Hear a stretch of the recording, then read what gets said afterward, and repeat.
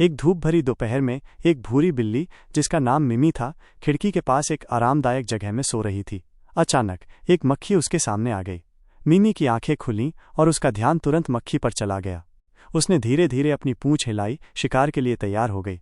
मक्खी को पकड़ने के लिए वो धीरे धीरे आगे बढ़ी। उसकी आंखें पूरी तरह से मक्खी पर टिकी हुई थीं। लेकिन जैसे ही मिमी ने छलांग लगाई, मक्खी उड़ गई, एक तेज फुसफुसाहट वाली आवाज के साथ। मिमी थोड़ी निराश हुई, लेकिन जल्दी ही उसने अपना सिर हिलाया।